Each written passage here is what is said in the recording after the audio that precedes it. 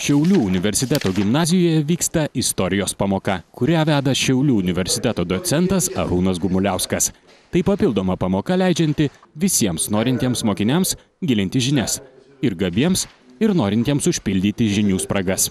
Pirmiausia, vis dėlto moksleiviai susitinka su aukštųjų mokyklų dėstytojais. Aukštųjų mokyklų dėstytojų, sakykime, dėstymo metodika, bendravimo su jaunimu metodika yra visai kita. Reiškia, jie pamato, kas jų laukia aukštoje mokykloje.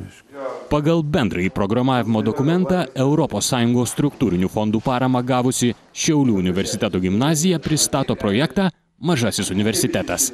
Buvo lengva vykdyti tą projektą, kadangi buvo paklausa. Mes pasiūlėme mokiniams gilinti žinias šalia mokyklos.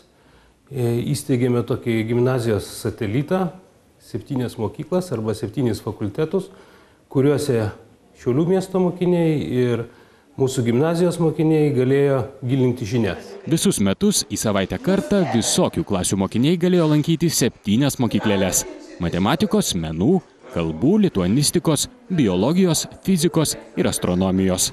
Dabar matote mokinių menų mokyklėlės metu ant šilko nutapytus paveikslus. Mes labai džiaugiamės, kad čia galime kurti, išreikšti save ir kad čia vyrauja gera atmosfera.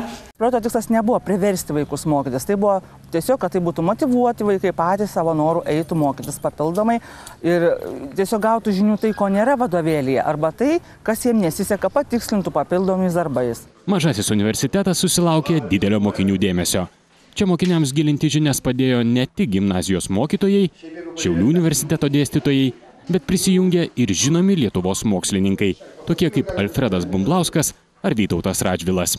Kad šita mūsų veikla buvo rezultatyvi ir prasminga, ko gero patvirtina ir tai, kad po to, renkant regiono lyderius, mes buvom internetiniai svetainiai, sėkmingai nubalsuota už mus ir buvom gerai reitinguoti, tai aš tikiu, kad tai padarė mokiniai ir jų tėveliai.